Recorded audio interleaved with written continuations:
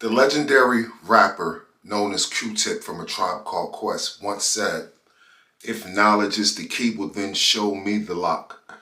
Well, today I'm going to show you the lock.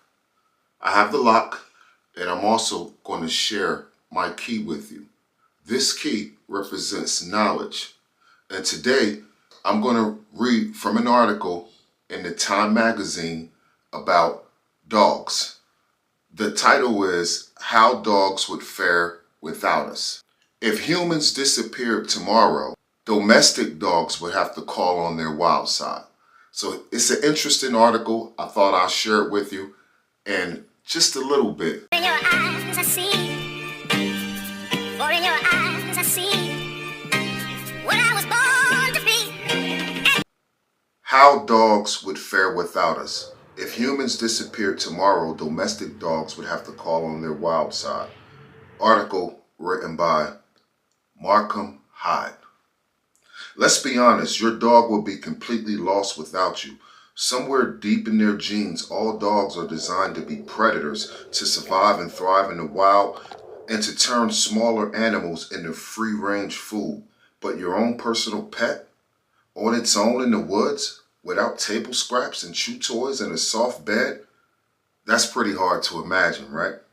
So exactly what would happen to a pampered family dog that suddenly had to make its own way? And taking the scenario one apocalyptic step further, what if every human being on the planet suddenly vanished, right? Leaving the world's billion or so dogs to make their own way without us. Can you imagine that?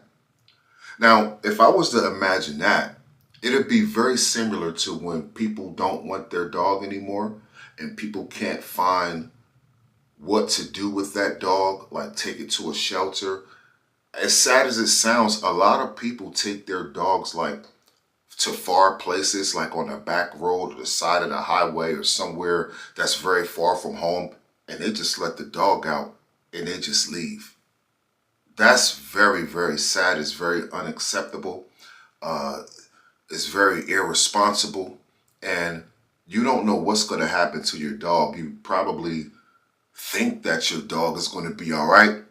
But the truth is, the way these domestic dogs are, they probably wouldn't survive 3 days. I don't know. Let's see what the article says. Some domesticated animals, like cats, seem self-reliant and skilled enough to survive without people. Them cats they do be serious. But many dogs appear ill-equipped to outcompete other large mammals for food and resources, and some experts say that after millennia of domestication, the entire species may have lost its ability to live independently. But others argue that dogs deserve more credit than that, a lot more. They say canines have the skills not just to hang on, but after an initial transition period, to do quite well without their human companions. Indeed, many of the traits that make dogs our best friends in the first place are the ones that would help them persevere in our absence. The first 5 years. If every dog were suddenly thrust into a Hunger Games style competition, it's tempting to think that certain breeds would outcompete others. Call them Katniss Everdeen breeds if you like.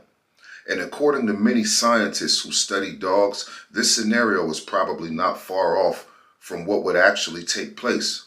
For many dogs, the biggest problem would involve the extreme body proportions we bred into the species over the ages. Bulldogs, for example, can't whelp naturally. A bulldog's head is too large to pass naturally through its mother's birth canal, so to spare the mother's life, bulldog pups are delivered via C-section. Unless bulldogs learn to give each other cesarean sections, I can't see how they make it. That makes sense. Breeds that are outliers in terms of overall size could also struggle. The largest breeds, including Mastiffs, Newfoundlands, and St. Bernards, would probably die off quickly because their organs are too small for their body mass. Perotti says these breeds' undersized organs explain why they have a shorter than average lifespan, even in the safety of our homes. Making things worse, big dogs are also too lumbering to be effective hunters, so they would almost certainly have problems finding enough food to meet their nutritional needs. Some tiny breeds, meanwhile, such as Chihuahuas and Yorkshire Terriers, might simply wind up on the other side of the predator prey equation, serving as dinner. Wow, your pet.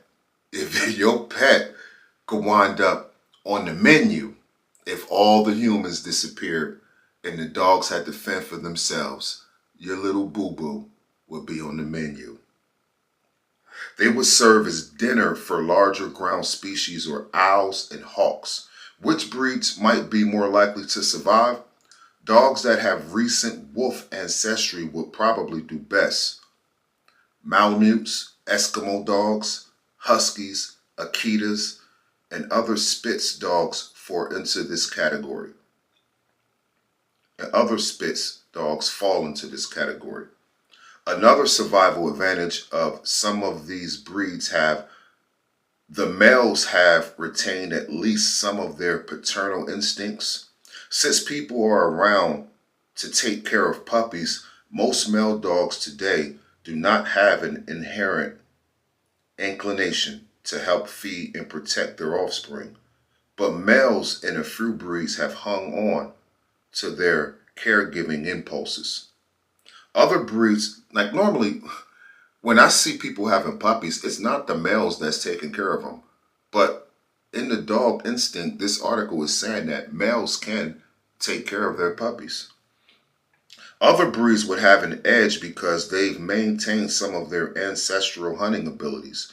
These include border collies, Australian sheep or cattle dogs, and surprisingly hounds, which have retained their hunting skills. Nearly all of these breeds are medium to large but small dogs. While they would face challenges from predators, would have their own advantages as well. For one thing, they require less food to survive.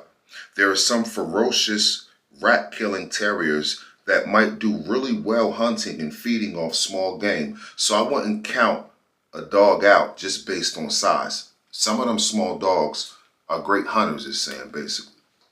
Other experts echo his sentiments and argue that a dog's breed is not dispositive one way or the other.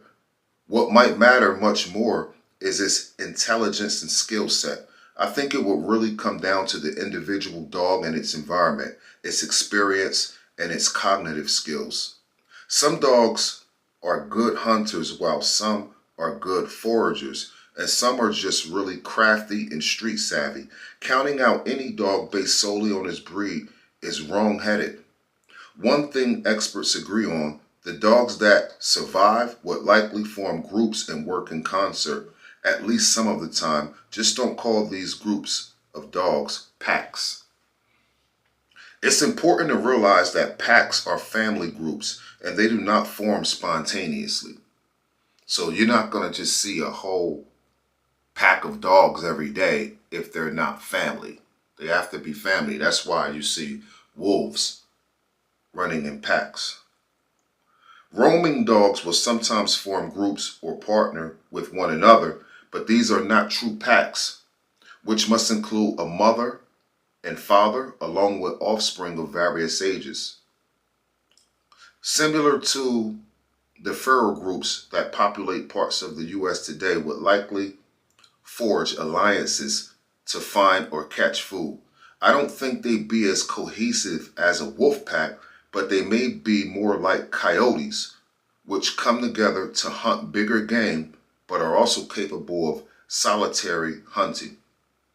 Their hunting skills in the early years might be lacking, but dogs as a species are omnivores willing to eat almost anything. This lack of pickiness is an advantage. I know some would probably say dogs would resort exclusively to scavenging, but I don't think so. Durr says, referring to the practice of eating only carrion or the kill of other animals. Dogs are really scroungers. And this, they're a lot like bears, opportunist and open to sampling whatever is lying around as long as it's edible. Now, I've just read just a small portion of this article, and if you want to read the rest of this article, I recommend that you go buy the magazine. The magazine is in the thumbnail, Time Magazine. I'm not going to read the entire article. I'm going to give you the opportunity to go purchase this magazine. It's really interesting, and I'm going to be reading certain things out of the magazine just to share the key of knowledge with you guys from time to time. Now, they was talking about like which dogs would probably make it on their own and last a lot longer than others. And I'm going to show you on the screen a picture of what they have. So these dogs right here, these are the ones that would probably be all right. They would probably be great hunters, you know. They would probably survive a lot longer than these dogs right here. These dogs right here, as the article mentioned, their organs are pretty much too small for their body mass. So they probably wouldn't be great hunters. And some of these dogs cannot bear children on their own. They have to have a C-section. Remember that? So these dogs right here might not survive.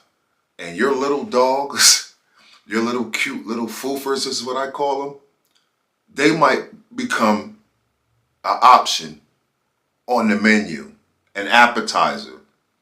As sad as it sounds. You know what I'm saying? So basically, your dog needs you, man. Take care of your dog.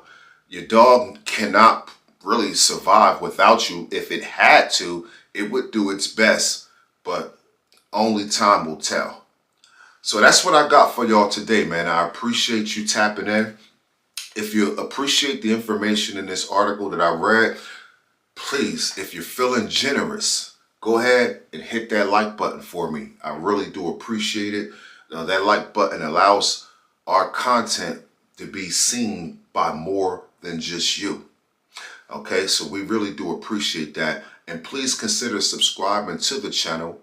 If you're already subscribed to the channel, thanks for stopping by. And it's your guy Libs from CBN Vlogs. And just like that, I'm gone.